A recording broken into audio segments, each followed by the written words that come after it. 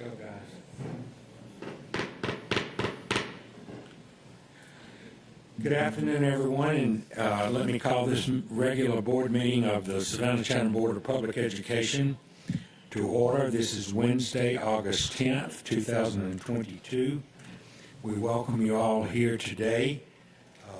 I am announcing that this meeting is being live streamed at the district website, and we also have citizens and others who are attending the meeting in person with us. I would ask our secretary, Ms. Mary Davis Brown, if this meeting has been advertised in accordance with all the state statutes, and she assures me that it has been. We welcome you all here today, and we've had a good beginning of a great beginning of school, and we're excited about that.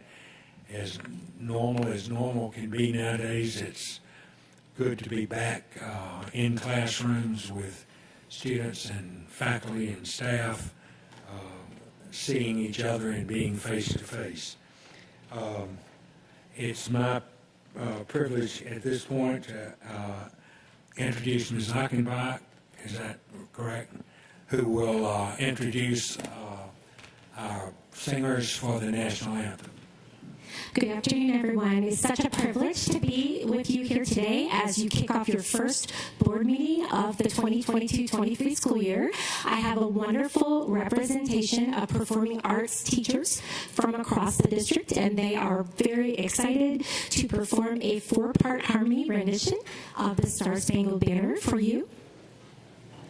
We will ask that you to rise upon their singing. We'll remain standing for the Pledge of Allegiance. Thank you so much.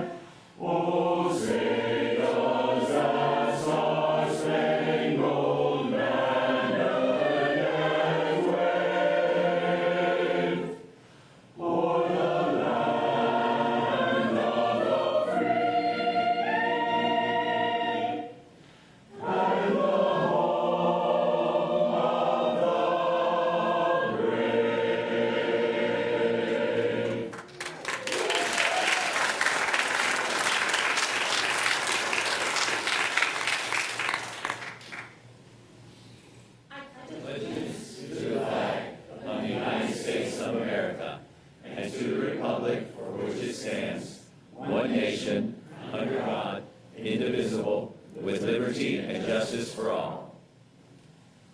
Good job. Thank you so much. Thank you very much.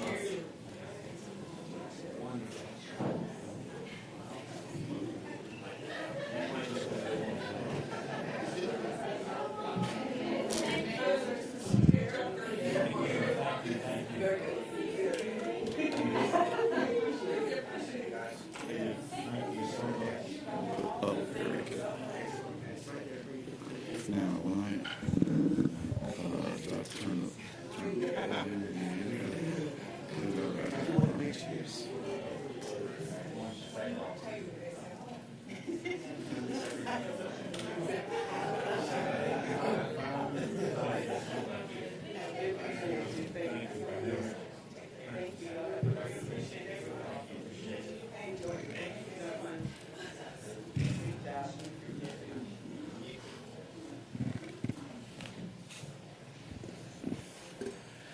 You know, I'm sure everybody sitting in this audience feels the same way I do, that we love this country and we love our national anthem. But one of the things that I look so forward to each year in this district is having these music teachers sing the national anthem for us, because it is so special. To hear that and see that without chill bumps, then there's got to be something. I don't know. But thank you for being here today. Announcements. There is an audit committee meeting on Thursday, August 25th at 8 a.m. in this room. Oh, I did? What did I skip? Oh, okay. I'll do that in just a second. And Board Accountability Committee meeting, and that's the Equity Subcommittee on Tuesday, August 30th at 3:30 here in this complex. And there will be a board and superintendent retreat on Thursday, August 18th, and Friday, August 19th. That date will be announced on our webpage. We're still firming up those details. It's here in this city, but we just are still firming up the details.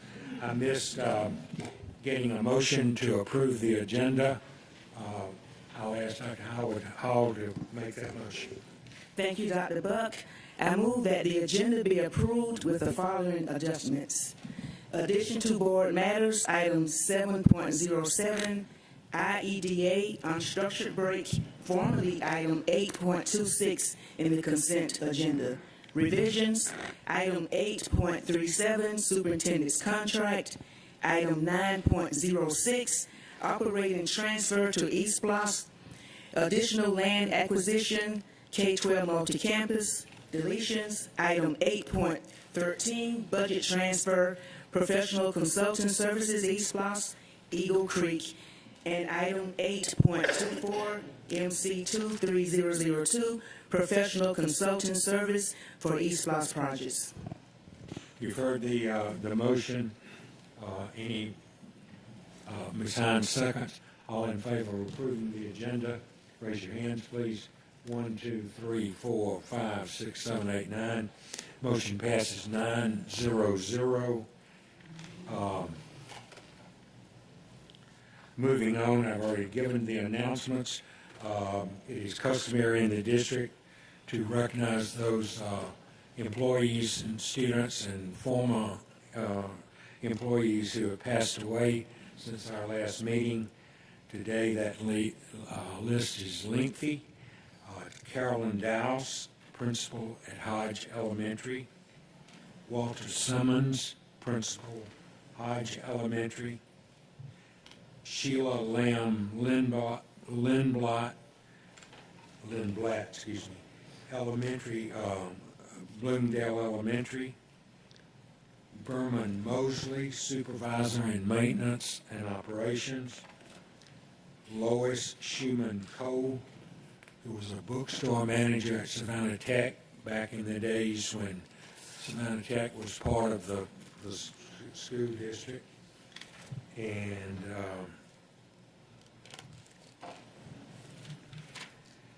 Leslie Jenkins, a bus driver in transportation. Students, Amir Jeffers, 10th grader, Groves High School. Anaya Hayes, a 9th grader, Windsor Forest High School. Corinne Nicole Stayer, a 7th grader at Mercer Middle School. Would you join me in standing as we respect these people?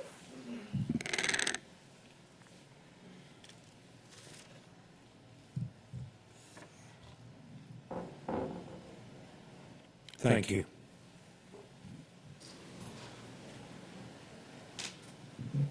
My pleasure to introduce our superintendent, who will give her report, first with a school opening report, and then good news headlines. Okay. Dr. Levette. Good afternoon, Dr. Buck, officers and members of the board, and those who are with us. Thank you so much for joining us today. We're very happy to share the good news headlines, and then we'll also, actually, we're going to start with the school opening update. We, of course, are on day 6, and things are going very, very well. We are excited to have welcomed our young people back into our fold, and they seem to be excited about being with us.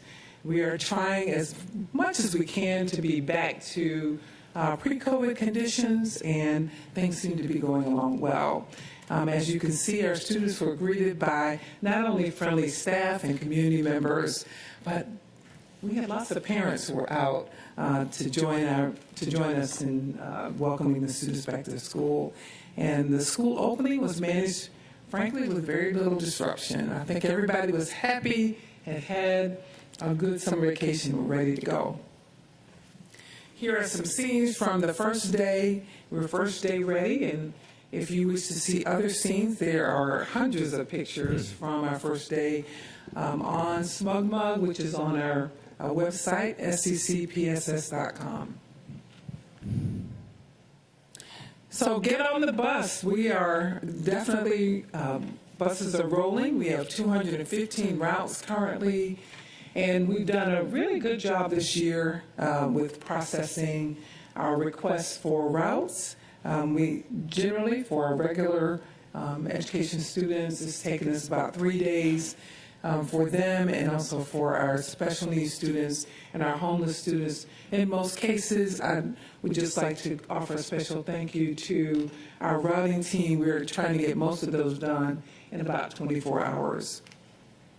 We had about 2,400 parent contacts during those first few days. You know, we typically try to take advantage of getting parents information about the hotlines so they can call directly. And this year we had about 2,400 during the first few days. We also took tally of our email. So lots of parents are also using that as well. We had about 354 email messages that came in, most of the time about routes. And this year, because parents opted in for transportation, a lot of times if they got their bus assignment, they may have forgotten. So a lot of that was remind me of my bus stop. We have routed, as of August, 19,473 students. That's an increase of 838 students compared to last year, where we had about 18,635 in August of 21.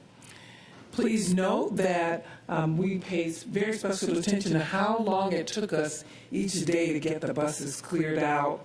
And on 8/3, which was our first day, it took us until about 6:53 to make sure that everybody was in place. And then on the next day, we had it down to 6:09. So still working on that, but definitely feeling really good. We do have a hotline. That number is 395-6065. And I also want to point out, as we did in our AAA Safe Driving conference that we held, all of our buses in the fleet have undergone the state DOT inspection, achieving 100% pass rate, and the buses are also inspected when they come in each day. When it comes to school meals, we are still canvassing and reminding our parents that this year the eligibility, the waiver is gone away. So we will need to have parents complete their meal eligibility or their meal applications. To date, we have about 10,371 applications already processed, and we're trying to get those processed as quickly as we can. We have about 9,500 that have not been submitted. So we are constantly in contact with parents, reminding them to get those applications in. Please be reminded that breakfast meal is free to all students. So they don't have to complete an application for breakfast meals. It's free to all students. However, lunch requires an application on file, and we just think it's wise for parents to go ahead and file that application and have it there and available for them. The application center is at 3609 Hopkins Street. If you wish to do walk-ups, we have 4 kiosks available to support our parents. Online applications are processed, of course, much faster, and we will continue to communicate with our families and continue to communicate with the public about completing meal applications. On the photo there, you will see to the right, at least to my right, a dispenser for utensils. There was some conversation and confusion about young people who bring their lunches from home and may need utensils. The utensils are there and available for them at no cost. So I want to make sure that we get that out there. Utensil centers should be in every school site. We are still addressing vacancies at our cafeteria sites, and we do have floating managers who provide coverage in some places where we are experiencing shortages. Enrollment indicators are very good at this point. We have 4,075 new students who have registered in the district. Of those, 2,281 never attended school before. So that means they are pre-K, kindergarten, or first grade. I'll remind you that Georgia law requires that young people register for first grade, but pre-K and K are not required. Of the 4,075 students, 251 of those students have transferred into us from private school. We are still seeing an increase, particularly in high school. As stated previously, many moving parts. We thank all of our employees and our parents who help us with making sure that young people get to school on time. And you see here one of our very honored and special crossing guards who has a very important role in our typical hotspots for traffic: Charles Ellis, Gould Elementary, Rice Creek, West Chatham, that whole combination, period. Golly Station, we've seen tremendous improvements in the traffic. And thank all of those who helped us to get that done. Lots of parents, but also our school crossing guards, and lots of young people who are walking to school. So we're happy to see that happen. Recruitment is still a priority. We have 350 new teachers already hired. Generally, we run about 350, about 400 a year. We still have needs for bus drivers, and we are continuing that aggressive campaign. We have 40 custodial worker vacancies, and we have 15 school resource officer vacancies. Certified needs, we have an opening for 20 elementary teachers, 8 special education vacant positions at this time, and 6 in our career tech classes. But, one of the things that we're doing is we have an aggressive recruiting process, and we would like for all of you who know folks who would be interested in working with us to please seek these positions particularly. We do have great news in that this is the first year in a long time that we can celebrate that all of our school nurse positions are full. We are one of the few districts in the state that have school nurses, and we take great pride in that. That takes a lot of work, and we are just happy that we are able to have a nurse in all of our locations. So the Acorn Academy is, if you haven't heard about it, this is our class of 3-year-olds. It's the class of 2037. Think about that, just 2037. We are able to serve 22 young people in that class, and we have 56 on the wait list. It is located at Gould Elementary. And I would like to take this opportunity to introduce you to probably one of the valedictorians of 2037.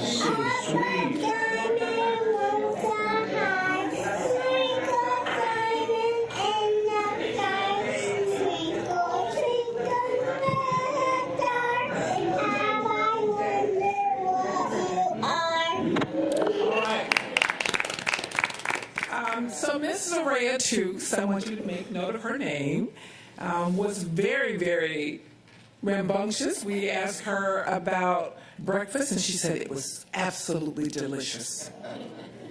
3, very strong vocabulary. When we asked her how far she could count, she said, I can count to 10. And we offered for her to count to 5, and she said, well, how about 10? So just to show you what can happen when we have young people in a place where they can grow and learn. We're excited to not only have her, but to have all the young people who are with us, especially our 3-year-olds this year. So look for Ms. Araya Tukes, who will most likely be a valedictorian. Other focus areas for us, maintenance work orders. We've experienced some unusually high temperatures, so we are completing work orders on HVAC systems. We've processed 157, just completed that first week of school. Enrollment updates, we are constantly in contact with maybe students that have not yet shown up for school, so we are working to ensure that we know whether they're going to return or not. Arrivals and dismissals, certainly as I noted earlier, continuing to work on improving those traffic patterns. And we are also monitoring our school capacity numbers, looking to ensure that we are settled about after 10 days. We know that we'll see some additional students come in after Labor Day as well. We have a number of families who are continuing to move into the area. We are still aware that COVID is very active. We are continuing to track our COVID cases, and we will continue to review the changes in CDC and Georgia Department of Public Health guidance and update our schools prior to the beginning of the school year, and of course we will continue to do that. We remind people that anyone with COVID must not report to school or to work, and schools are in a position to continue to engage with young people who may be out due to COVID infections, as well as staff. Sanitary and cleanliness practices will continue. Face coverings remain optional. Anyone who seeks to wear a mask is encouraged to do so. And as you probably saw earlier, I think most people are comfortable wearing a mask if they feel the need to wear one. Efforts to mitigate exposure should remain to include frequent hand washing, self-monitoring for symptoms, and staying home when ill. We continue, and actually we're very excited to be able to welcome our parents and our volunteers into schools. During the first 2 weeks of schools, principals have requested that parents and volunteers give them time to settle in, and we certainly have parents, volunteers, and PTA members in buildings, but we also continue to make sure that we are being as safe as possible, meaning not only safe health-wise, but also safe in terms of traffic, people coming in and out, and knowing who's in the building. So school leaders will schedule and coordinate visitor engagement in the school in a manner that does not create repetitive crowding situations for a long period of time. So each school has a plan for how to manage its visitors and how to manage others who are coming into the building. Safety, of course, is our priority.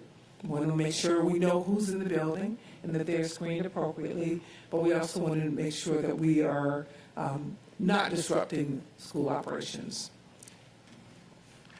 And that ends the overview of beginning of school operationally. Any questions of Mr. Grabowski? Thank you for the update, and certainly it's great to see that our students are back and all the activity, and I appreciate the updates on the COVID visitation. It sounds like that's a school by school, because I think there has been some confusion, especially as PTAs are looking to get ramped up and scheduled meetings. So is the decision about whether or not to have a meeting at a school, say for a PTA, on a campus by campus basis as directed by that principal, or are we pretty much back to normal when it comes to having PTA meetings in schools? That's a good question, and thank you for asking. Principals have been advised and reminded to just make sure that they have a good plan for PTA meetings or any other kinds of gatherings in the buildings. I believe that most of our PTA groups have been in buildings already, and now is the time that we're starting up for meetings. But I think that our principals are ready to provide a good space for PTAs to meet. And Dr. Bennett, if I may add, they're ready to take our membership at our schools. That's right. That's right. Thank you, Ms. Hines, for that reminder. I'd just like to comment and how overjoyed I am about the 3-year-old program we have in Acorn, because as you can see by the state law, a child doesn't have to enroll into the public school until 1st grade. And by then, really, it's too late. We need to start as soon as we can, and 3-year-old programs is exactly what we need, especially to see an increase in our test scores. Thank you, Dr. Howard Hall. Ms. Hall? And just to comment further on that, I know that we have that only because of the goodwill of Georgia Power. Am I correct? So if we could get a couple of our other partners to follow suit so that we could get an Acorn Academy, I asked in District 5 and District 3, that would really, set the children up for success. So I hope we'll continue with that. And thank you, Dr. Levette, for bringing that to us. We thank our Georgia Power partners for working with us on this, and we expect that we'll have a continuation. We keep them informed about what we're doing. It's really unique in our group of grantees, and so we're working hard to make sure that we can continue that, but also to set up some other opportunities for 3-year-olds across the county. So I'll move on to the Good News Roundup. We are indeed back in school. Our first day photos, as I indicated, are there. And of course, we held a joint press event with AAA to remind everyone that school is back in session, and we are expecting people to slow down in their traffic. 6 of our SEC PSS school counselors have been selected to serve on the leadership team for the Georgia School Counselor Association.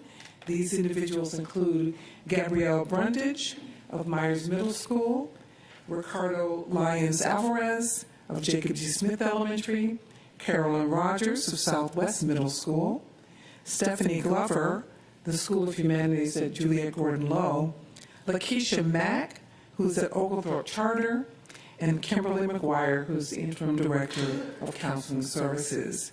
These fine professionals will not only advise our state leaders, but also provide professional development, advocacy, and support to counselors across the state.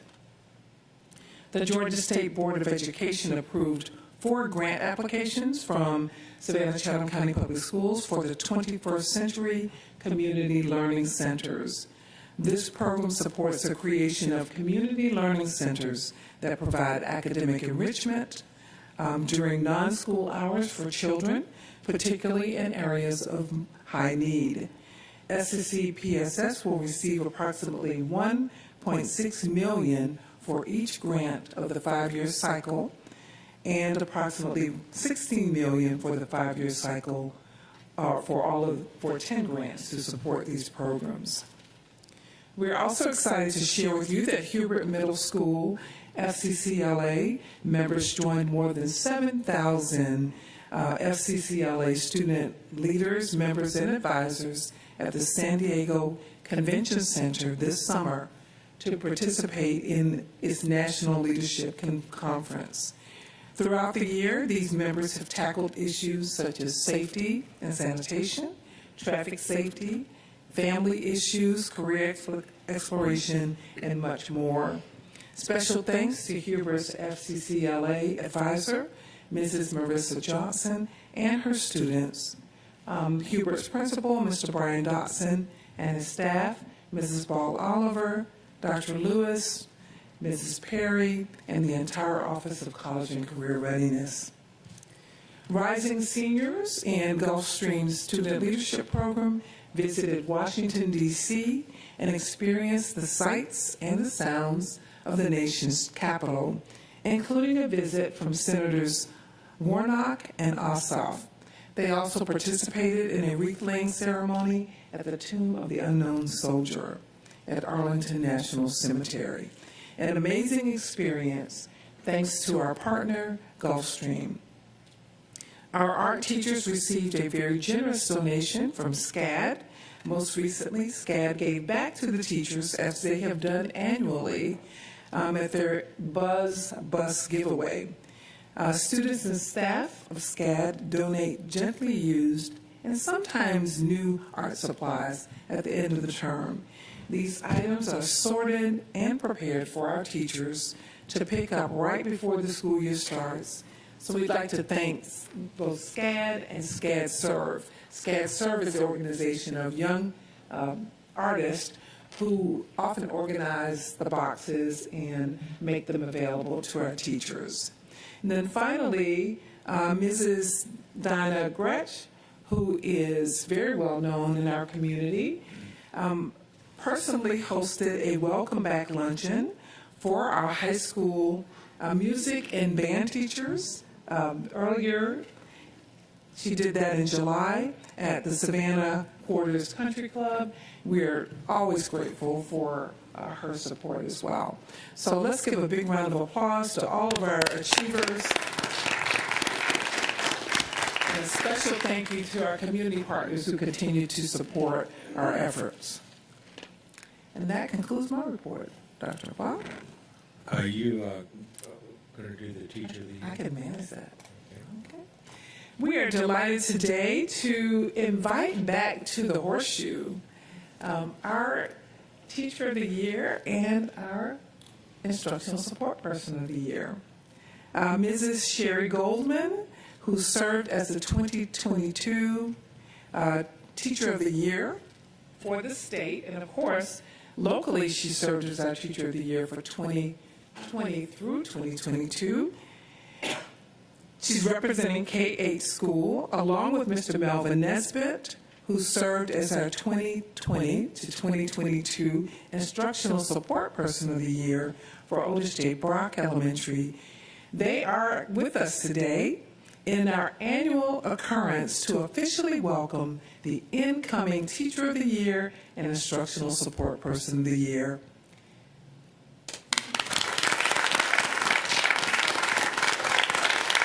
And after Mrs. Goldman speaks, we will invite our new Teacher of the Year to join us here in the Horseshoe. Our Instructional Support Person of the Year, our new Instructional Support Person of the Year, Nurse Sowers, is not able to join us today, but certainly we are always delighted to hear from Mrs. Goldman and Mr. Nesbitt. And Mrs. Goldman will, of course, continue to serve across the state by popular demand, and she'll be doing some work with us also on the teacher burnout report. Thank you for your continued service. Thank you so much. Thank you for having us back here again to participate in this wonderful ceremony, this wonderful representation of teacher voice and support staff voice.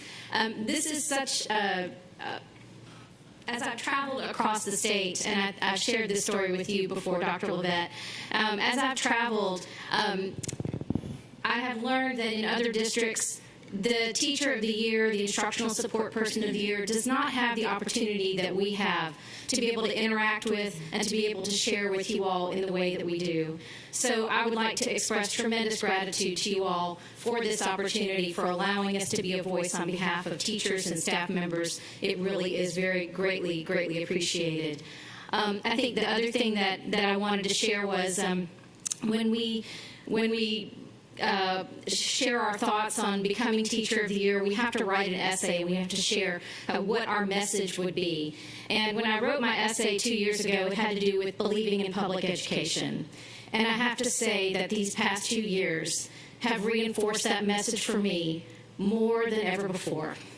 That what our staff members do, what our teachers, our support staff, our principals, our district staff, our boards, on behalf of the children and our communities, public education is foundational to our societies.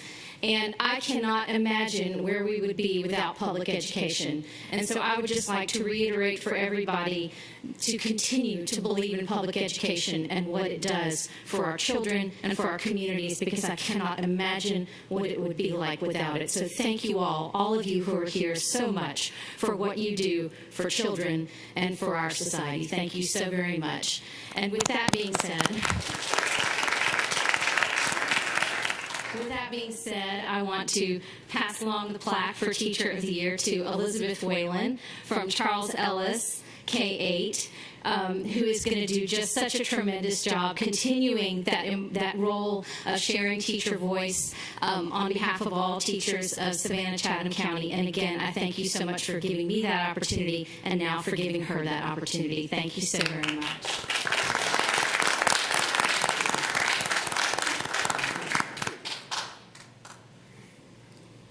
I second the motion with exactly what you just said. I just like to say on the same exact thing. I really appreciate, I have a healthy and respectful appreciation for everything you ladies and gentlemen have done, everything I've seen the last 2 years. I thank also as well my principal for all her support, Ms. Selena Ruth Gillens, and my assistant principal, new assistant principal who is with me today, supporting me. Again, congratulations to the new Instructional Support Person of the Year, Ms. Natalie Sowers, in her absence, and I will share all of Godspeed and all love.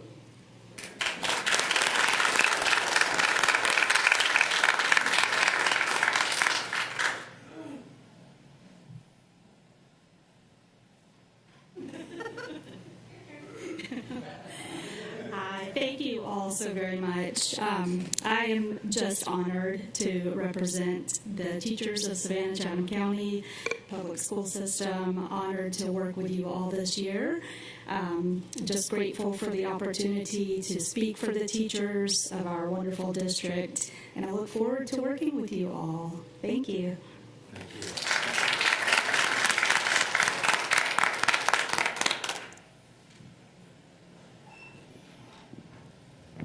We welcome Ms. Whalen, and we welcome Ms. Sowers, hopefully next month. And Dr. Buck, with that is my report. Thank you.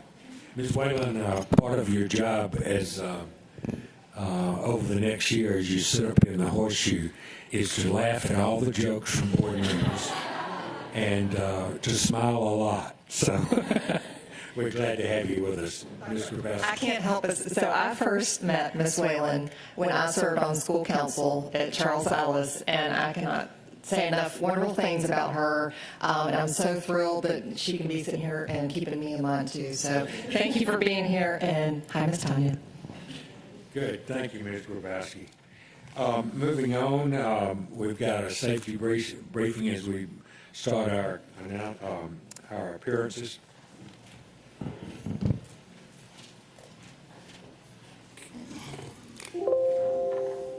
Good evening and welcome. Please remember the most useful comments that are those are related to the matters of policy over which the board has jurisdiction. All comments shall be made in a professional manner that is not disruptive to the meeting. Guests should avoid name calling towards staff, board members, and should avoid profanity. Please follow the instructions of the board chair who presides over the meeting. The board chair reserves the right to call anyone out of order who violates the rules of public appearance. We appreciate your interest in the work of our school system. Thank you very much. Thank you, sir. I have several citizens who have signed up to speak. First is Dr. Barry Krakow. I'm saying that wrong. I should know it by now, Doctor. However you want to pronounce it, Krakow, Krakow. Krakow. But I just want to be clear, do the parents have to laugh at your jokes too? No. Okay. My own children don't laugh at my jokes, so it's perfectly all right. Is this my timer over here? Thank you. I'm a grandfather of 2 young boys that will be going to public school soon, and I have many concerns about the public education system. Most of my concerns are really in the form of questions directed to our superintendent, Dr. Levitt. And what I really want to kind of clarify is maybe some operational things here that just don't make sense to me. Maybe just I don't understand the workings of this particular board, that we spent all this time so far not talking a single moment about anything academic. So that's confusing to me. When I go and look at the Georgia Board of Education issues about proficiencies, like end-of-grade proficiencies for 8th graders, and I see that for math, science, English language arts, that the number of children that are proficient compared to the number that are not proficient is unbelievable. Unless I am looking at this data wrong. And, Dr. Levitt, you have my email. I hope you will communicate with me and give me other links that will clarify this. But, the data shows that for something like math, for the last 5 years, Dr. Levitt, while you have been superintendent, the proficiency scores have gotten worse. They show things unbelievably that 7 to 9 out of 10 children do not reach proficiency for reading or for math or for English language and arts. Is that acceptable? I mean, you might tell me something like the lockdown caused the problem, but the problem was getting worse from 2017 on before the lockdown. Of course, the lockdown is something that we all disagree with. It was a big mistake, in my opinion. The data clearly shows that the use of masks in the lockdown did cause a great deal of damage to students. It's not probably going to be recovered anytime soon, but that's a different issue that doesn't have to be addressed today. My big question is, why isn't reading, writing, and arithmetic the big deal? In the 1950s, when I went to elementary school, most people could read. Most people could write. Most people could do math. And I'm trying to understand this system, and it's very disappointing that we're up here, parents are up here have concerns, that we don't get to have a discussion with you. All we get to do is discuss something in our own minds, and we don't get the answers. Sometimes we don't get an answer back for several months. I would like to know why this is not, in your minds, a 5-alarm fire drill. And not even a drill, a 5-alarm fire. If I was running this school, as an example, I would probably get rid of all the other subjects except for reading and writing and arithmetic. You can't do history and social studies if you can't read. You can't get ahead in science if you can't read. So, I'm passionate about this.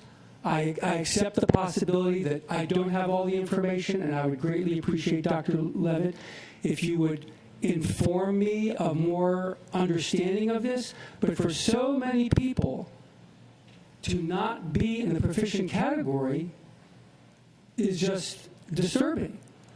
And it's the type of thing that if what I'm saying is accurate, and again, I'm humble enough here to say I don't know your whole system. I don't know if I'm misreading the data. But if I'm not misreading the data, it's not clear to me, with all due respect, Dr. Levitt, why your contract was renewed. In any other form of business activity, this level of proficiency is a failure. It is not success, it's a failure. And I would like to know what it's going to be done to help people become better readers, writers, and be able to do math, because that's how they succeed outside of school. Everything else we heard here was all a lot of good news about operational things, and I credit you for that, and that's a tremendous thing. But that's got really little to do, in my opinion, with whether you can help somebody read and write and calculate with numbers. Thank you. Thank you, Doctor.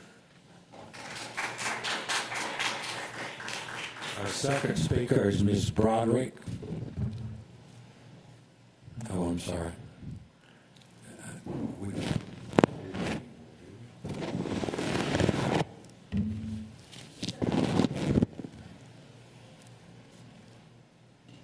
I'm sorry?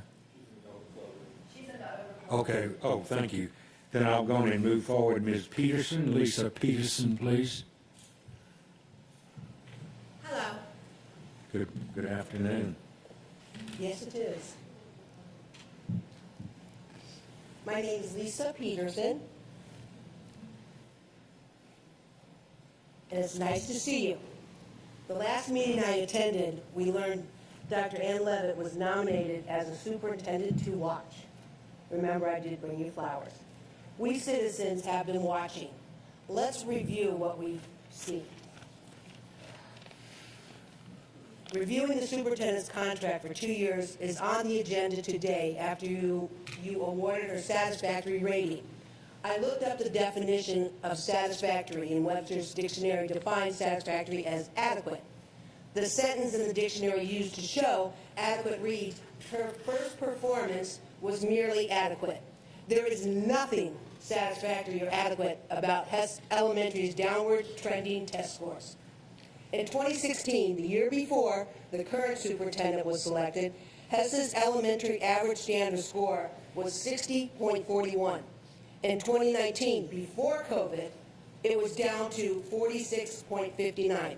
By 22, it's down to 41.6. Hess's middle school has dropped from 51.68 in 2016 down to 35.44 in 2019, to an apparent satisfactory score of 29.25 in 2022. The following scores are compared 2016 to 22 unless otherwise stated.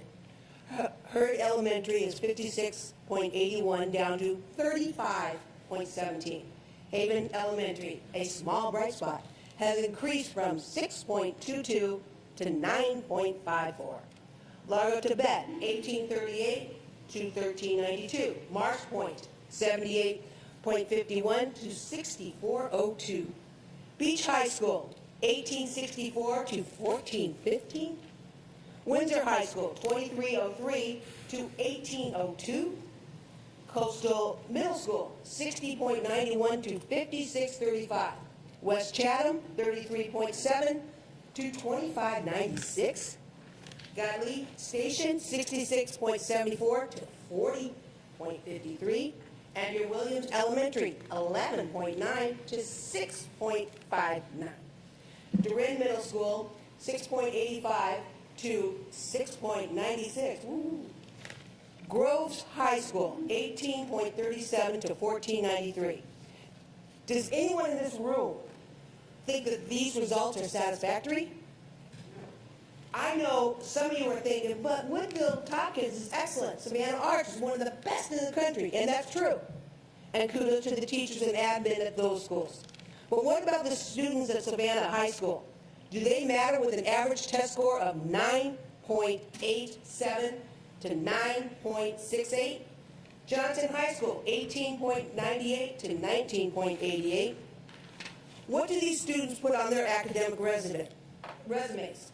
What do they say? Well, I was part of the school system that included Savannah Arts and Tompkins. Gould Elementary, 16.73 to 14.97. Now, I know some of you are thinking, statistically, that's not much of a change, and I might agree with you. But who here is satisfied with an average test score of 14.97? How can anyone say these students are getting satisfactory education? Round it up to 15. Would you consider it satisfactory if your assistants only correctly spelled 15% of the words in correspondence they send on your behalf? Would you be satisfactory if teachers only correctly graded 15% of tests? Would a CPA be employed if they were only 15% accurate? Not for long. A CPA is expected to be 100% accurate. Would you be happy if your waste management only picked up 15% of your garbage each week? What if your bank deemed 15% accuracy as satisfactory? None of you would do business with an entity that was only 15% accurate. Not one of you. There is nothing satisfactory about 15%. Yet by approving a contract renewal with a reported 9% pay raise, you are effectively saying that these disappointing low test scores are satisfactory, and they most certainly are not.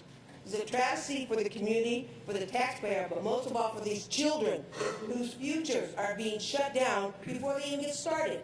Shame on you for your satisfaction with what's going on in the school system. Thank you kindly. Thank you, Ms. Peterson. Ms. Broderick now, please. Is she here now?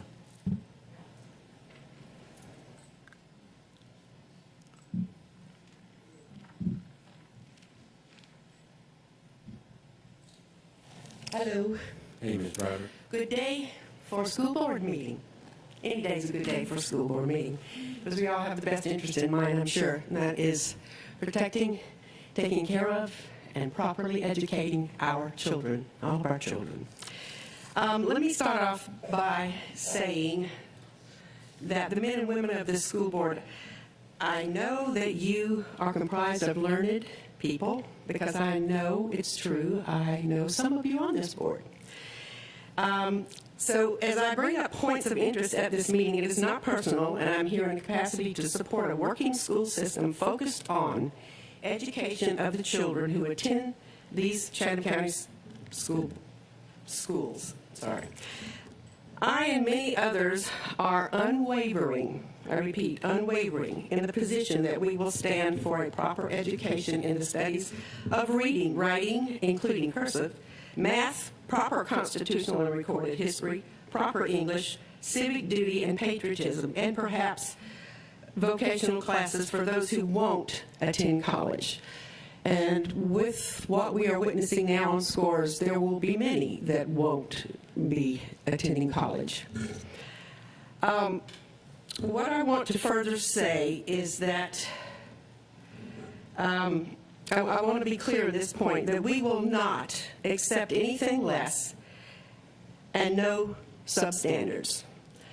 With that, I want to tell you that I find that the board's campaign goal to improve test scores and practices for every student to be an admirable one. However, I feel that in contrast to that, or contrary to the goals, we didn't make the goal. And out of 193 districts, okay, prior to 2021, we ranked 152nd out of 193. Acceptable? Is that acceptable? I don't think so. In 2021, we moved up 3. We moved up to 149. Okay, upward progress is great, and that's what we're going for, but we have to do better. We have to do better. And I'm halfway through, so I'm going to get on with the rest of this, which won't take long. The rankings that I just told you about, putting us at 149 right now today, puts us in the bottom 26th percentile of the state. I don't find that exceptional. I don't find that to be the thing that we need to have. So this is my suggestion to you. Go back to the drawing board. If it's your will to have these children learn, let's get it right. Let's give them what they need. Let's do what we have to do to raise a new generation of people that can properly learn, think, do math, and make a life for themselves, thinking of their fellow man and how to better them. Not give somebody a passing grade so that they can go on and just show up for rallies that are against helping their brother and their fellow man and helping others to learn to read and write. Education is the key here, and I think we have gone off track. In the last many years, we have started this off track. We need to get back on, and this is my suggestion. Ladies and gentlemen, you have good intentions. I hope and I want to believe. You either need to change your focus, you need to change your practice, you need to implement grade improving processes, or folks, you need to change your job. Thank you. Thank you.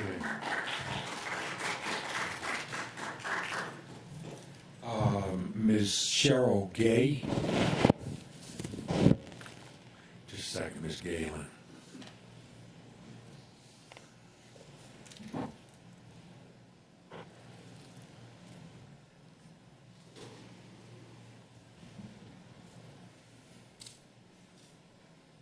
So she kind of referenced some of what I was getting ready to say, but Georgia is ranked in the bottom third of the country, our state, for an education. And this system, SEC-PSS, is in the bottom 25% of our state. That's pretty bad, and that's pretty unsatisfactory. And this is not acceptable. The news, I know I talked about one time before here, the news article, Family Morning News had an article saying the second most compelling reason to live in Savannah was the excellent schools in adjacent counties. So when your newspaper is advertising for the school systems on the other counties, that's pretty bad. I've heard Mr. Heder, he spoke at an exchange club meeting, I happened to be there, and his excuse for the decline in enrollment was falling birth rates.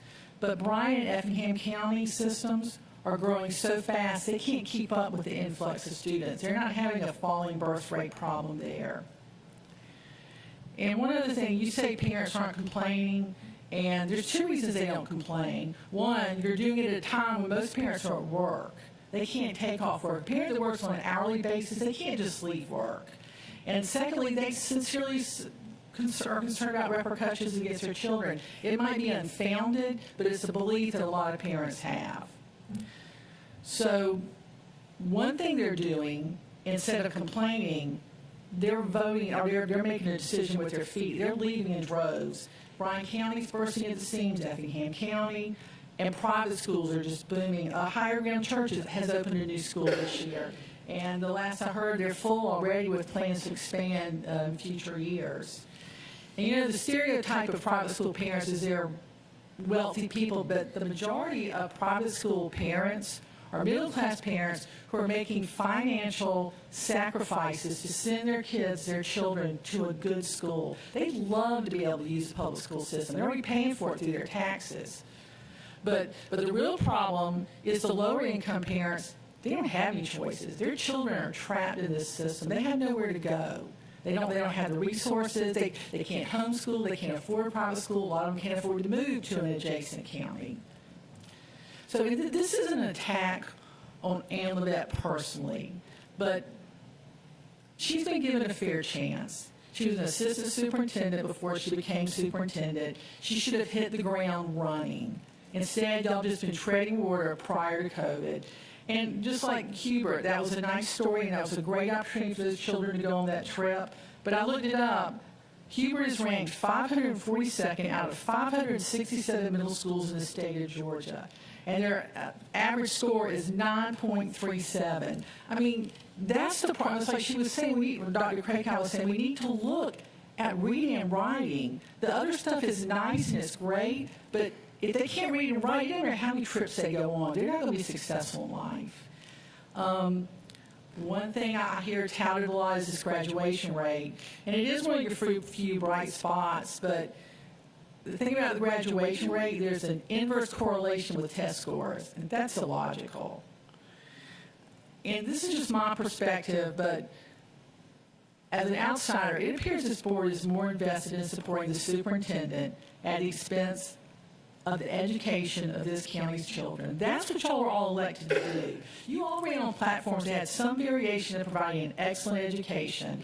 I'm not going to name names, but I looked up some of your campaign quotes or slogans, and all these are from city board members. I believe every child in Chatham County should have equal access to a high-quality public school education.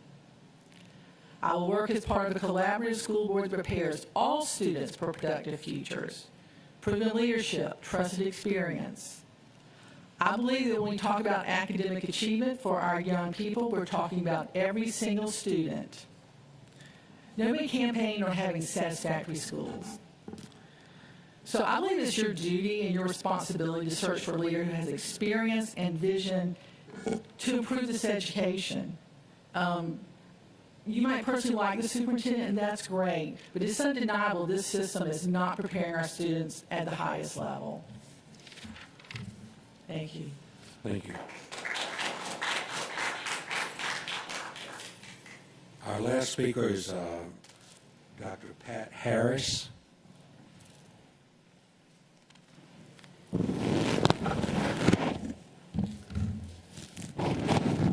Thank you, Ms. Linda.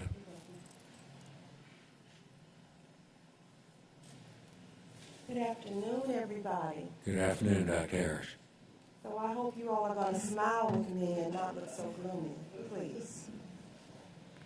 Thank you very much for allowing me to come here to speak to you. Thank you, Dr. Buck, whom I have not seen in a while. Thank you for letting me speak. Dr. Ann Levette, thank you. I want to pay homage and honor to Irene Hines, my school board representative for I cannot tell you how many years, and I want you to know that I love you and I thank you for everything that you have done for us. So ladies and gentlemen, and all of the school board members, good afternoon. Thank you for having me. Thank you for allowing me to listen. I appreciate everything that has been said. As a 34.5 years of dedicated service to Savannah Chatham Public School System, and I can tell you it was not easy. I can tell you that all that I've heard today makes my tenure look like some ice cream. I have sat here and I've listened. Whatever I did in the past, including to stand in front of a gun, and only God saved me, I can say that I would do it all over again. Because certainly all of it is about our children. It is not about me. It is not about you as a school board. It is about our children. And need I ask, what about our children? What about our children? Yes, things may not be like some people want them to be. Our goal as a community of stakeholders, as parents, is to make sure that our children are learned. This is not about the superintendent's contract. I don't know who would want her job from listening to all that I heard. But I want to first and foremost thank her for her service. I may not have time to get through all of this, but surely if there's a camera outside that will speak with me, I will get through it. I came here to speak to you about the reading levels of the children, the superintendent's contract, and yes, negative and inappropriate behavior. As 34.5 years of education never led me to deal with disrespectful and inappropriate behavior. I believe, first of all, that there are some things that we can do to improve the reading level of our children. It is not going to come from all of you. You're not in the classroom, are you? You're not in the classroom. Poor teachers, and I can say that because I was there. I have 1 minute left, so I'll just have to go outside and get finished. Thank you. Poor teachers and administrators are blamed for everything. Everything. You are blamed for everything. And you weren't even there. I don't know your thinking, but I know my thinking because I have been there. The children's first parent, the children's first teacher, is the parent. It is the parent. The teachers are dealing with an astronomical bunch of issues that comes from their house, not the schoolhouse. And we have got to stop laying blame on you. We have got to stop laying blame on Dr. Ann Lavette. Let's go home with it. Instead of playing on your phone with TikTok and all of those other things that I don't even know what they are. And let me tell you something. I have children, and I have grandchildren. My 3 children graduated from Alfred Eli Beach High School. Me, a single parent, who made sure they were learned, who made sure that they had a college degree. So don't think you're doing nothing, because you have already done a great deal. I am ashamed of the behavior, and yes, I've heard it. I've been on platforms, and yes, I've read it. I listen, and I take notes. Time out. Time out. It's just time out. If we're going to do something for the children to raise our reading level, why can't we come together and do it? Why can't we sit down and have a conversation? And best of all, why don't we ask the children, what can we help you with? What is the problem that you might not be passing these tests? That's it? Dr. Harris, if you will share your Yes. remarks with, if you I will will. give us a copy, I'll make certain we all get them. Thank you very much. Thank you very much.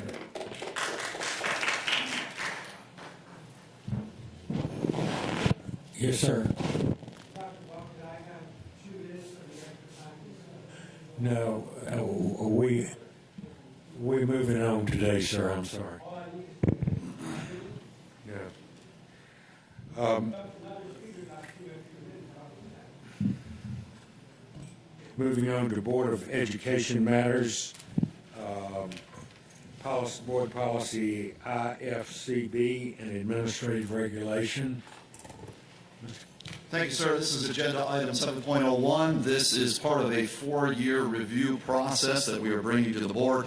Would like to point out to the board that there are no changes in the policy language. Only the regulation language has been modified. Subject to the final review of the board at this meeting, we will consider the 4-year review process closed. The primary changes were to ensure that we had a clear understanding for process and approvals, especially as it relates to transportation, subject to the new policy changes under EDDA for transportation. We also did have a recommendation from Board Member Grabowski with some clarifying language. Thank you for that in the regulation side, and also some ways to clean up the exhibit, which we've done a little research on and agree that we can collapse Exhibit 4 into Exhibit 3 and make those both one page. Any comments of board members? Remembering that there were no changes to the policy, and strictly this is the regulation which will be approved without a vote. Moving on. Thank you, sir. Moving on in the agenda, 7.02. This is a new policy. This is policy JRB, which has come out of the legislative session under House Bill 1178, legislative session 2022. Much of what this language does is 20,000-foot level policy language. There are requirements that stipulate how the Board of Education and specifically requires the administration to respond to certain requests of parents. Now, the thing to remember is much of what is written in here already exists in policy language or procedure. For example, policy JR student records already exists, so the request for records exists there and it's governed by FERPA. We also have a media opt-out included in student registration. However, this is required by law, so we do have this as a first reader for adoption. It is taken directly from the GSBA model language. The following part of it as well is the administrative procedural document that we will create and we're required to post to school websites by law as well. That is under development. This is a first reading. Are there concerns, questions that you've not shared so far with us about changes that you would like to see or questions that you have?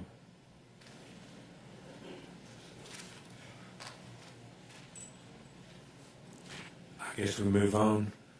Thank you, sir. Item 7.03, this is policy EEE wellness. This is coming as a midterm review. Coincidentally, the USDA federal requirements for a triannual review under wellness policies are required as well. So we're trying to get this aligned as close as we can to a 4-year review, but this was required due to that triennial requirement. So you do see it here as a mid-year review. This one, again, is only regulation changes that are being brought before the board. Primarily cleanup language, trying to streamline what's in the regulation as best as we possibly can to align with wellness. That's one of the reasons that you'll see the food safety component has been completely removed, because that particular area is also governed under Food Service Management Policy EE. So that has been taken out of here. We did recognize that under a physical education component, there's a little bit of crossover there that provides some more specific guidance on unstructured break recess and how that is managed. So we did leave that in there with this particular review. Comments, concerns, questions? Dr. Haskins-Brown and Ms. Grabowski. I just had a typographical error. I'll pass to Mrs. Davis-Brown. Thank you. Mine is just a quick reference to the importance of this policy. We have an awful lot of policies within the district, but student health and wellness is so critical to their learning.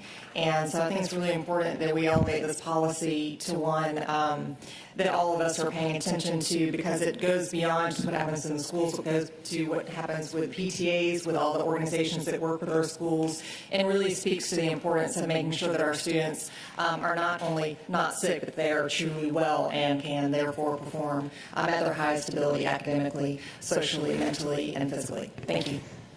Thank you. Anyone else? Moving on to the next. Thank you, sir. The next item on the agenda, 7.04, this is board policy. This is actually a second reader for board action. Before I read the board action into record, just a little bit of context. The board reviewed this originally on June 1st, originally in May, and then we brought it back on June 1 for a second read adoption. There was some feedback that we received from the board after action that was taken. It was tabled. We've gone back and we've looked at some of the pieces that are governing our policies and how revenues ties into some of the areas that were concerns that were raised. We recognize that revenues really stands alone as this policy language is written on its own. The other areas such as board transfers and amendments for budgets and requirements that certain thresholds of dollars should be brought to the board for action lives in other policy areas. So we'd like to review that separately with the board, and with this edit, bring it back for the board's final review and adoption. So with that, we do have to remove it from the table. There's a process to do that. So I'll read it into record for the board president's management of this particular motion. Thus be it resolved that upon the recommendation of the superintendent, that the board consider the following motions: to move to remove from the table the motion to approve policy DF, to move to amend the motion to approve policy DF to reflect policy DF as presented at this meeting, and to vote on the motion to approve policy DF as recommended by the superintendent and as presented at this meeting. I need a motion to remove, to remove from the table. Ms. Hines makes that motion. Dr. Howard Hall seconds. Any discussion about removing from the table? I don't think there is discussion. No discussion. All in favor of removing from the table, raise your hands, please. Thank you, Dr. Hoskins-Brown. 1, 2, 3, 4, 5, 6, 7, 8, 9. The motion passes 9-0-0 to remove from the table the motion to approve policy DF. Now I need a motion. The full motion is back on the table. Now I need a motion to amend. Dr. Brinkman is raising his hand to approve policy DF to reflect DF as it was presented at this meeting. Dr. Brinkman moves, Ms. Hines seconds.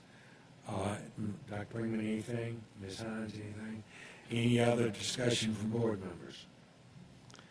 This is a motion to amend the original motion. All in favor, raise your hands, please. 1, 2, 3, 4, 5, 6, 7, 8, 9.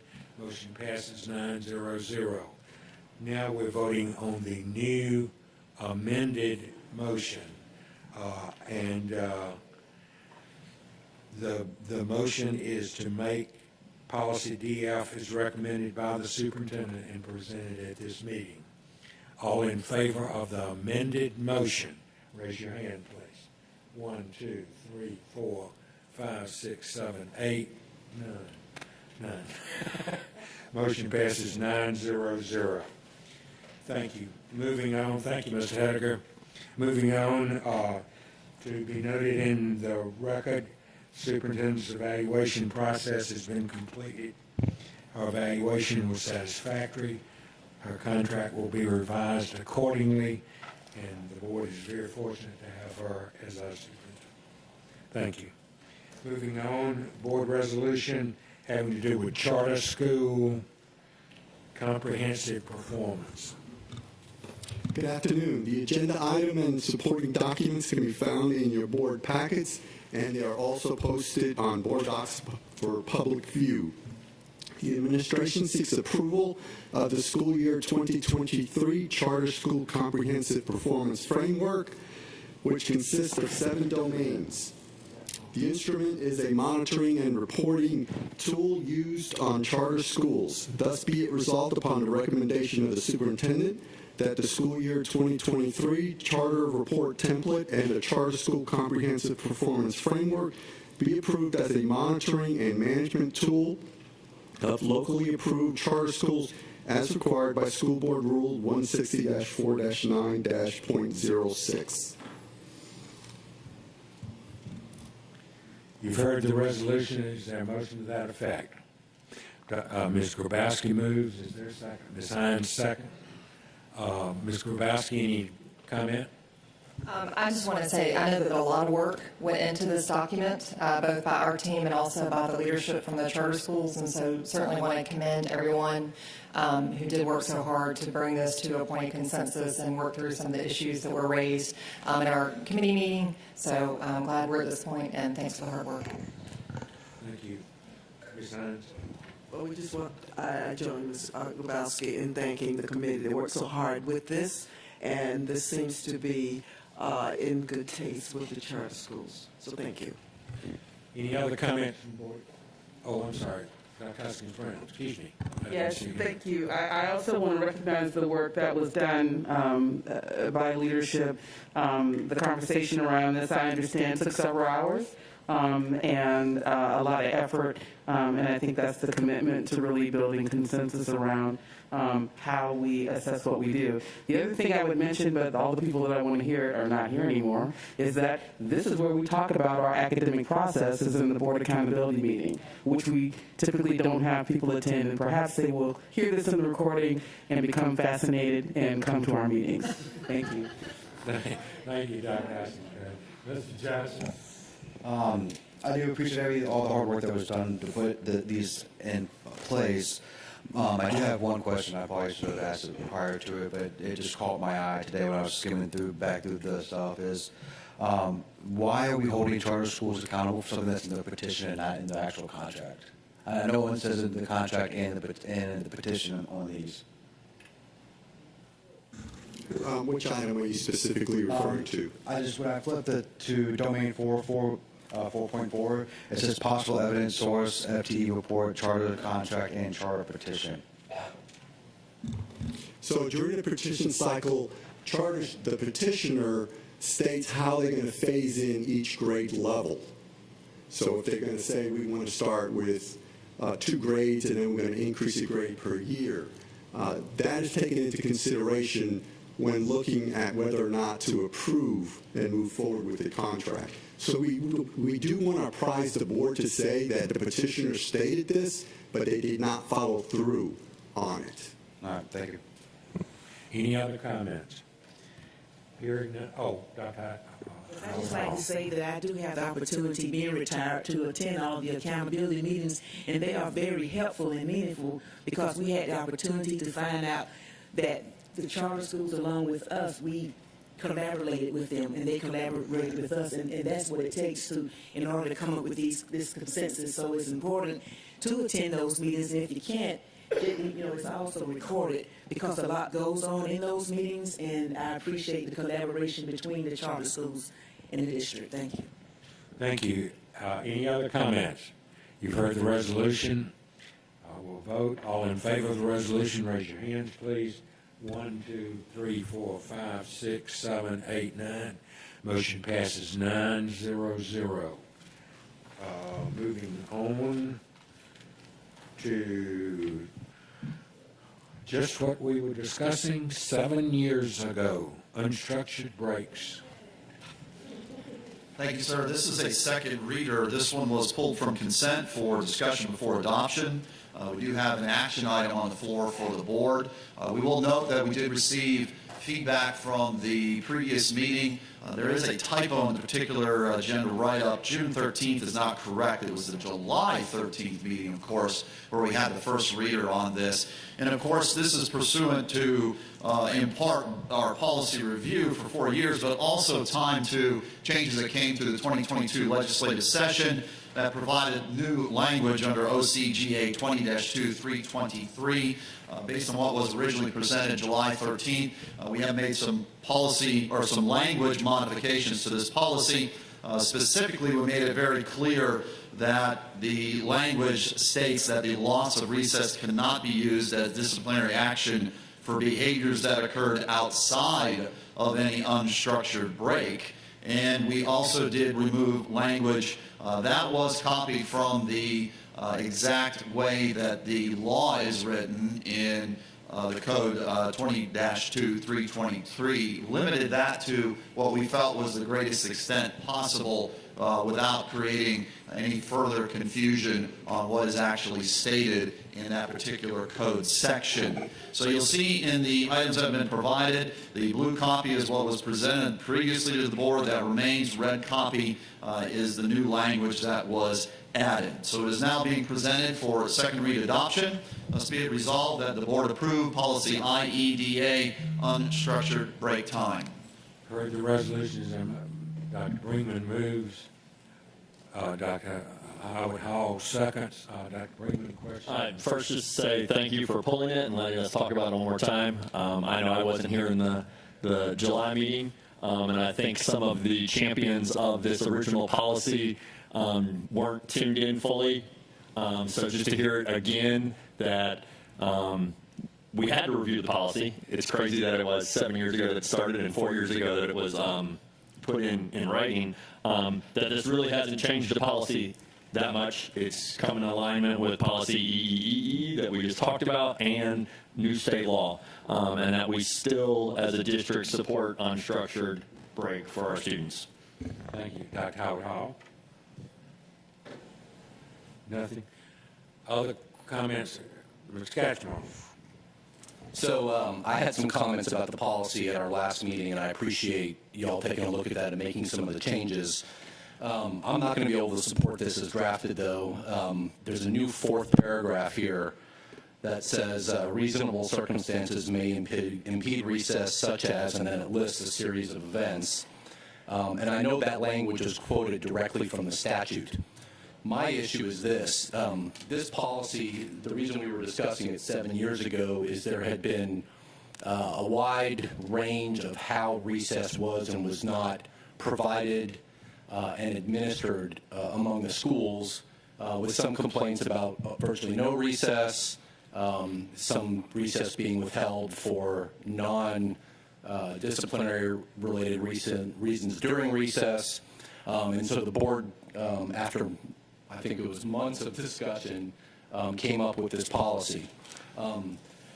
And we wanted to give some discretion to schools, but also tighten back that discretion a little bit to say policy in this district was we support unstructured break time. We think kids need to be able to run around, expend energy, have a brain break, however you want to phrase it. And I think that's still our general policy today. I read the statute a little differently than suggested by others. As I read the statute, what it says is each school shall provide unstructured break time for kids in kindergarten in grades 1 through 5 every school day. And then it says, however, it's not required on days when a student has had PE or structured activity time, or if reasonable circumstances impede such recess. That sets a floor. Okay? Districts are not required to provide recess under these circumstances. But the floor is the bottom. We can do more if we want. And as I read the additional language we're adding to our policy, it now gives unfettered discretion to every school to decide what reasonable circumstances are that could impede recess. So I think that's too broad. I think it goes back to some of the issues we had 7 years ago when we were discussing this. So I'm not going to be able to support the policy as drafted. If there's, the board may or may not disagree with my perspective, that's fine. That's why there's 9 of us. If we change the language from such as to because of, which would limit the circumstances, then I could support the policy. So if it read reasonable circumstances may impede recess because of inclement weather and the other events listed in the statute that we're quoting, I could get on board. But as drafted, I'm not going to be able to support this. Any other comments from board members? Ms. Grabowski and then Ms. Hall. I appreciate Mr. Katchmar's clarification around that, and certainly agree that we need to have a policy that clearly doesn't get us back in a situation. I was not on the board during that time, and so I value the historic perspective, although I did watch some of the meetings. And I guess I would support that modification if that is the will of the board, and that still keeps us in compliance with what we're required to do under federal law. Ms. Hall?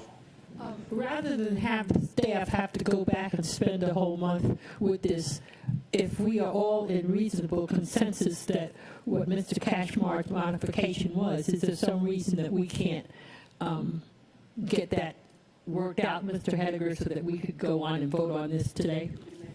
You could, but we would need a motion for new language, and the board would then have to adopt that. Right. I would suggest that we do that. Okay. Constance Brown first. Thank you.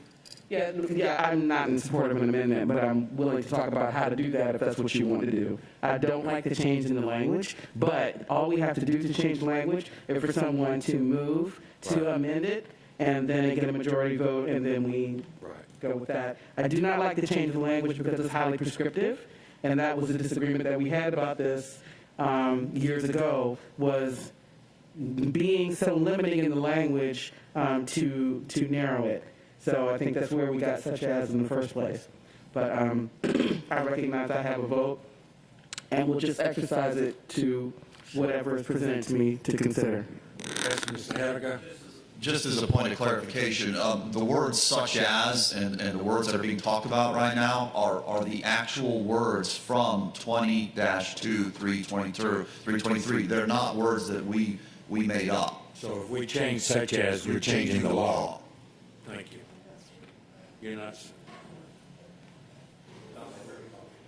No, what? I mean... Okay, it's not, well, the law, if you read the actual statute, it says school districts need to provide recess, but you don't have to under these circumstances. And the circumstances are listed. We can still choose to if we want to. It just says you don't have to. If we decide we're going to, we can. All that we're required to do under the statute, beginning in the 2022-2023 school year, each elementary school shall schedule a recess for all students in kindergarten and grades 1 through 5 every school day. We have to do that. Every school district shall.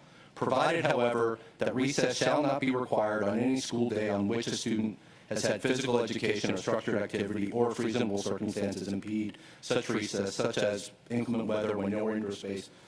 My argument is we can do more if we want to, but all we're required to do is give it under the circumstances that they, as described in the first sentence. So then, but listen, I'm throwing it out there. I didn't make the motion because I don't know where the board support is. If there is board support, somebody can make a motion, we can vote, and that will resolve the issue. I would say, Mr. Cashman, since you brought it up, you make the motion.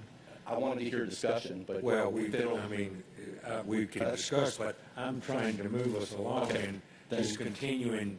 Okay, then I move that we amend the policy to replace the phrase such as in the first sentence of paragraph 4 to because of. Right. The motion he just made is to amend what we were about to vote on so that such as becomes because of. And Mr. Johnson seconds that. Okay, Ms. Cashmore, would you like to discuss any further? You made the motion. Mr. Johnson, anything? All I'm going to say is what Mr. Cashmore said was also some of the stuff that I was having some issues with this because of the conversations we had 7, 6, 5, 4 years ago when we put this policy into place. I think having it too broad, there's just too many ways you can interpret it, and having it more narrowed in policy for something like recess, which can be so divisive with parents, I think more clarity is a better way to go. Thank you. Other comment, Dr. Hoskins, Brian. I will not be supporting the amendment because what this does is restricts recess to 6 reasons. If one of these 6 reasons is not in place, there absolutely must have to be recess. And I'm in strong support of recess, but I am against the governance body going into the classroom and coming up with a restrictive policy. So I will not be supporting this. Ms. Hines? I join Dr. Brown with that. I thought as as it was stated here, I thought it was sufficient, and I can't support it. Okay, any other comments from board members about the amendment, which is changing the language? And we're going to vote on that, and then we'll see what happens after that. Any other comment? Right, you're voting on the amendment, which is to take such as out and put because in. Any other, Because, okay. Any other comment? You're voting on the amendment. All in favor of this as amended, as I just read to you, raise your hands, please. 1, 2, 3, 4. All opposed to the amendment, raise your hands, please. 1, 2, 3, 4, 5. So the motion to amend fails. So we are back. Okay, so I know, but she's got to get it. Y'all still have it.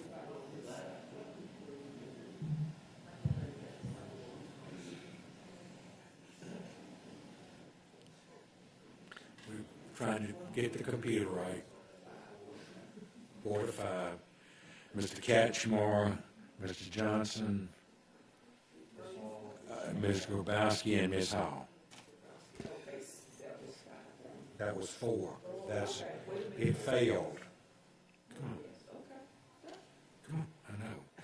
You got us going on the vote, you got 4 against, 4 for, 5 against.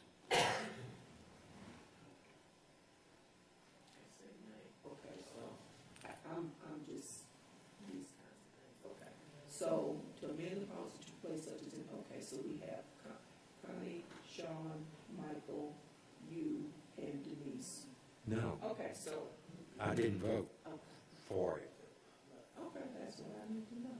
Okay, so that's, it failed. Right.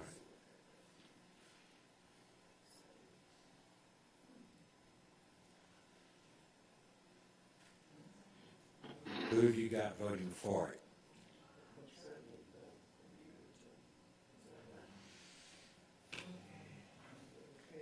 Yes, that's right. You good? Okay.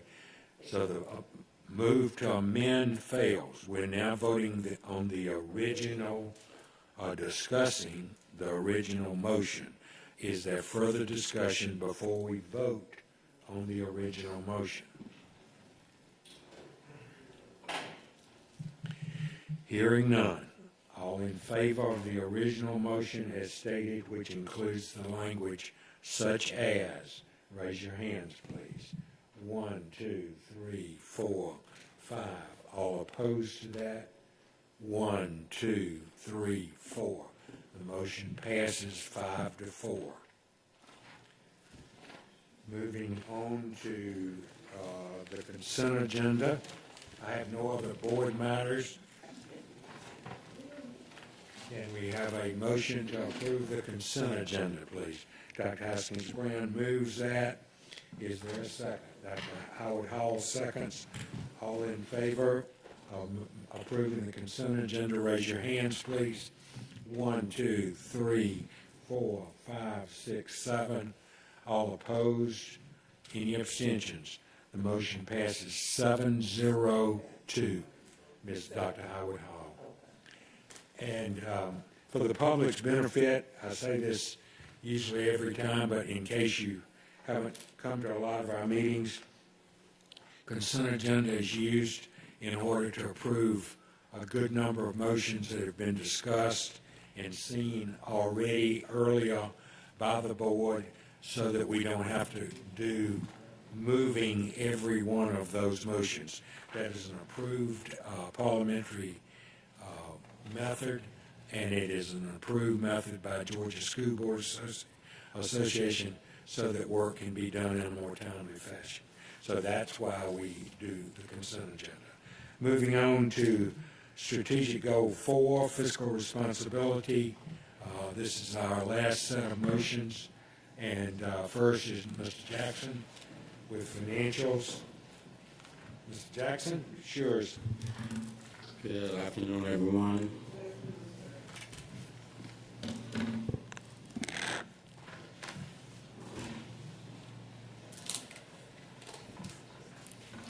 I bring before you the financial statements for the school year ending June 30th, where we had 100% of the budget year, which is the fiscal year, and 1% of the school year. And the general fund, our total revenues are, where our local property tax collections are at 101.7% of the budget, a little bit higher than the budgeted amount, but it's lower than where we were last year, 104%. We still have the month of collections for the month of August to post, so we could end up with additional revenue for FY22. Total general fund actual revenues are 99.2% of the current modified budget, which is again lower than last year's of 100%. As far as expenditures in the general fund, teacher expenditures are 99.8% of the current modified budget, which is less than expected of the 100% for a school year. Other support salaries are 91.4%.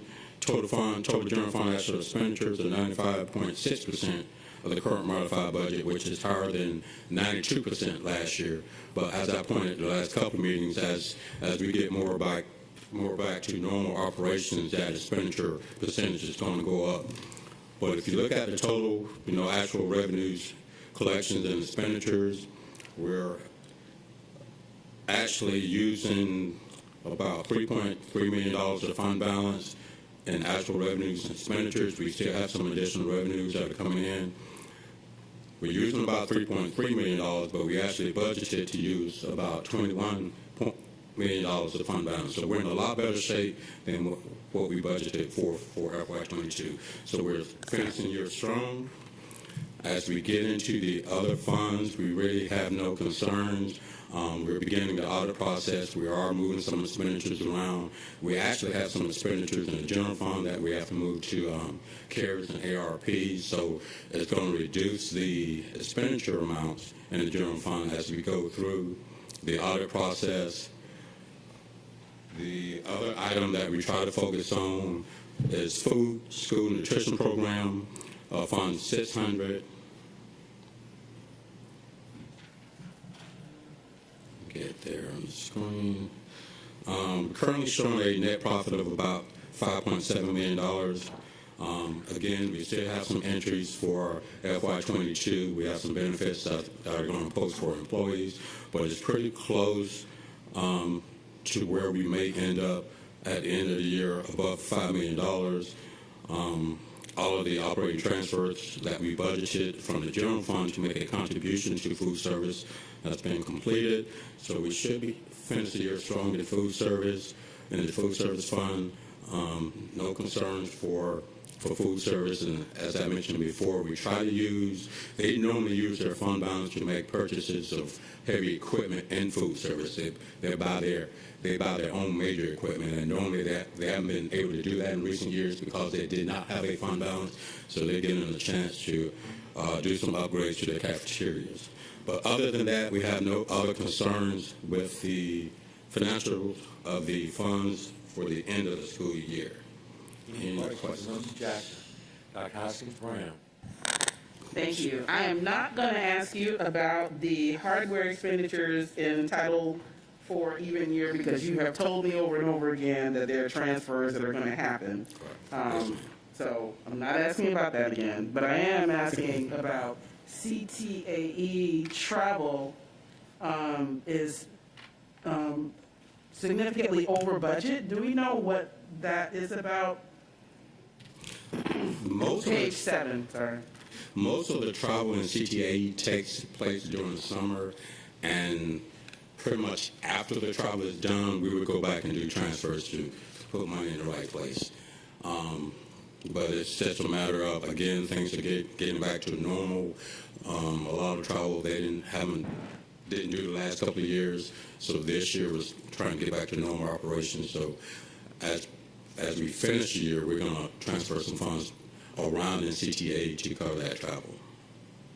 Okay, all right, thank you. Yes, ma'am. Any other questions? Any other questions, Mr. Jackson? I'll share.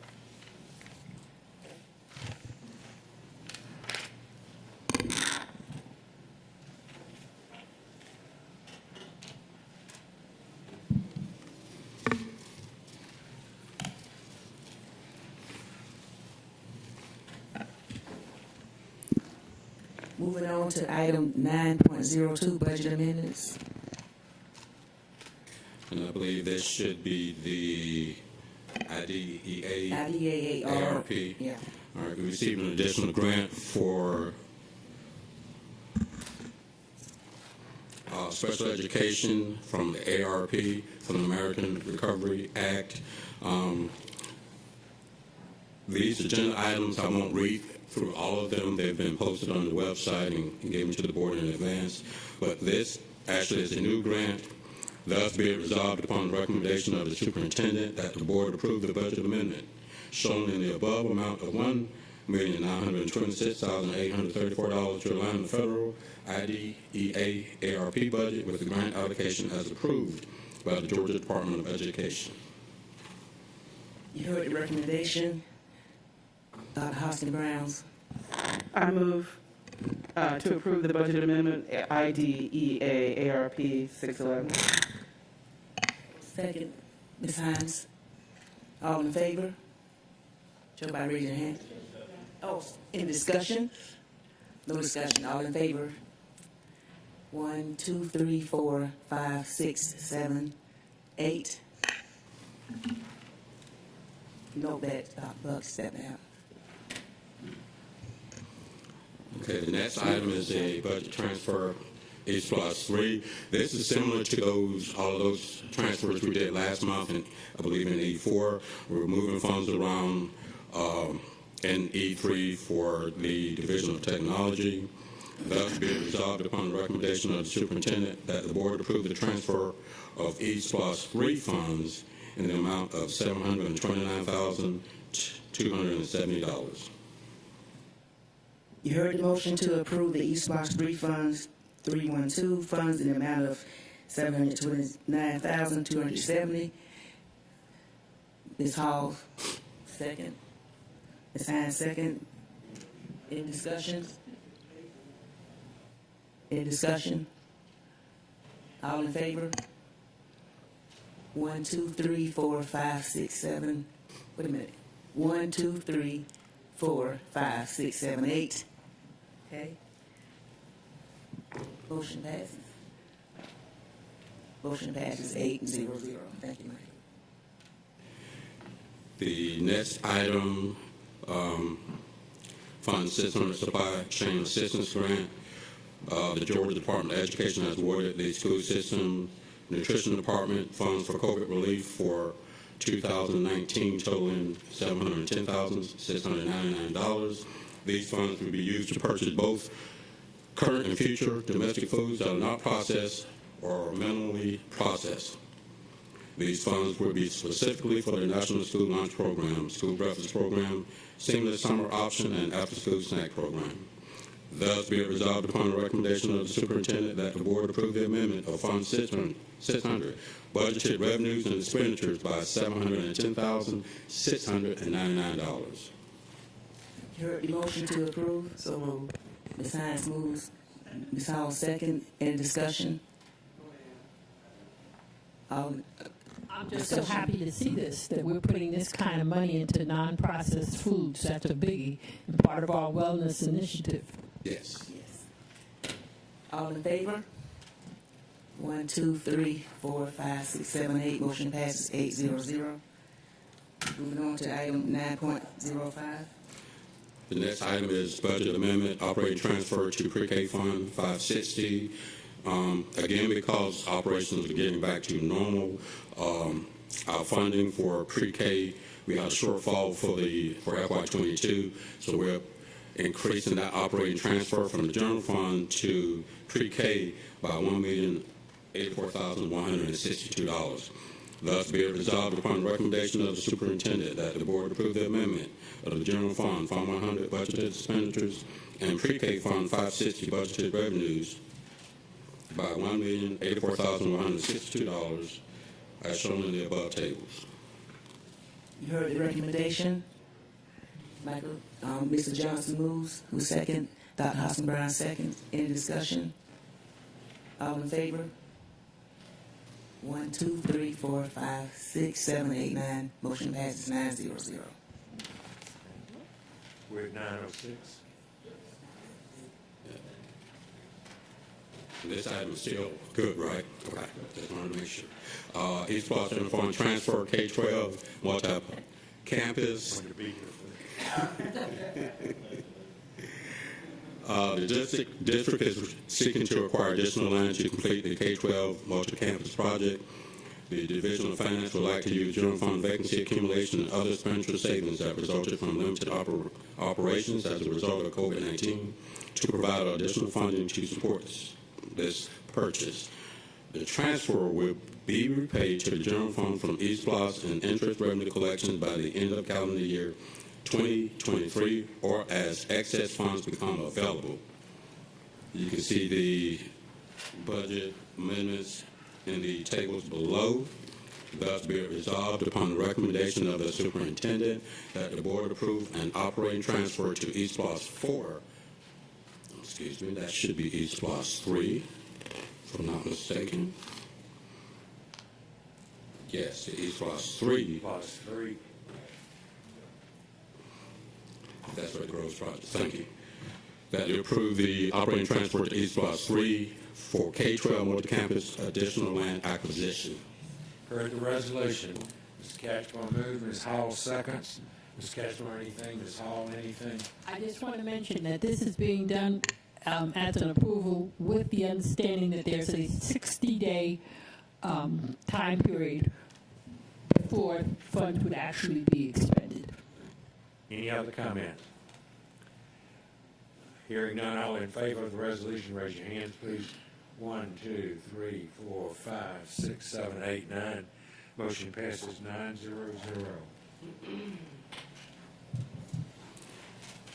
The next item, I believe, is in response to bid C-22-13, Coastal Middle School interior renovations. We received one bid for the Coastal Middle School interior renovations.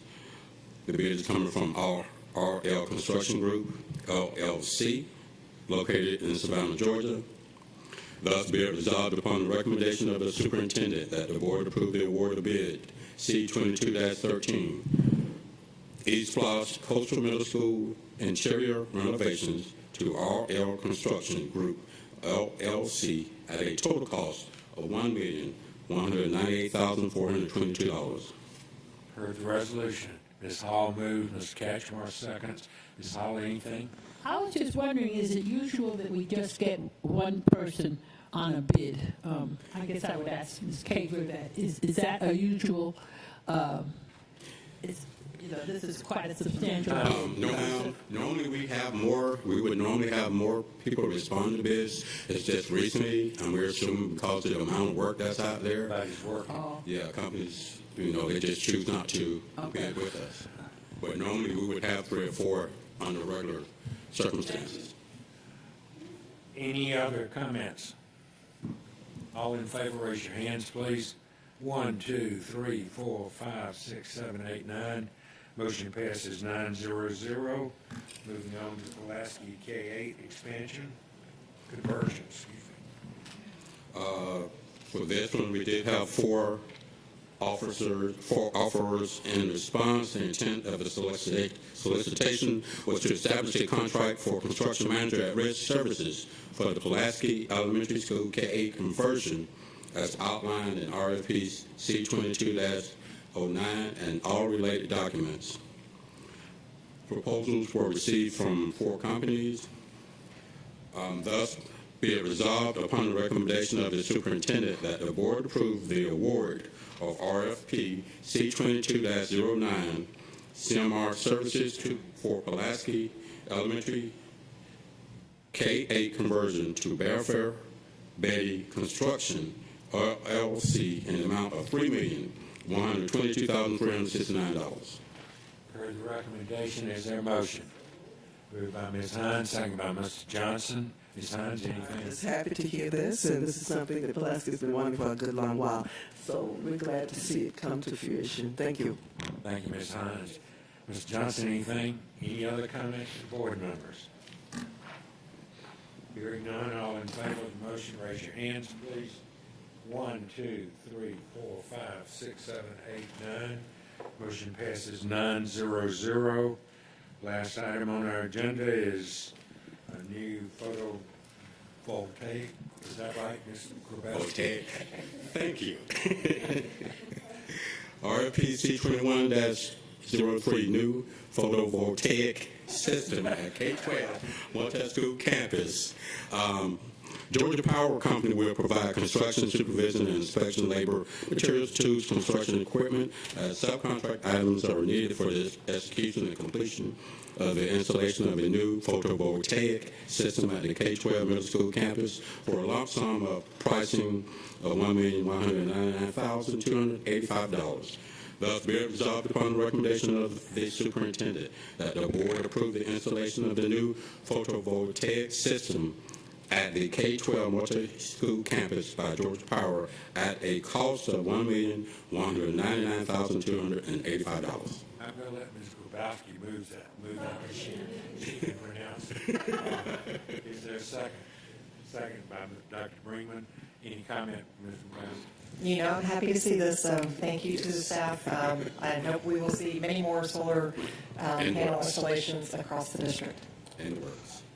Anything, Ms. Brinkman? Yeah, I asked in agenda planning, but do we know how many kilowatt hours that's what that system? Or I mean, you could just send it to me. I would love to know how large that system's going to be, and then what we think the kilowatt hour usage of that. I know it's just kind of estimates, but like how big? You know, what is that going to offset? Like what the percent offset would be. I know Denise would love those numbers. Well, and what I would love is to have that information visually displayed in the school so that all the students can see it and understand the importance of a system like this. And there's so many different ways you can plug in STEM education, but I know our academic team is well aware of that. So looking forward to seeing great things. Well, I was at New Hampshire K-8 on the opening day of school, and they have their big solar panel, I guess you call it a solar farm. But anyway, it was interesting and good to see. So. Any other comments? All in favor of the motion, raise your hands, please. 1, 2, 3, 4, 5, 6, 7, 8, 9. Motion passes 9-0-0. I have no other business. Ms. Hall moves to adjourn.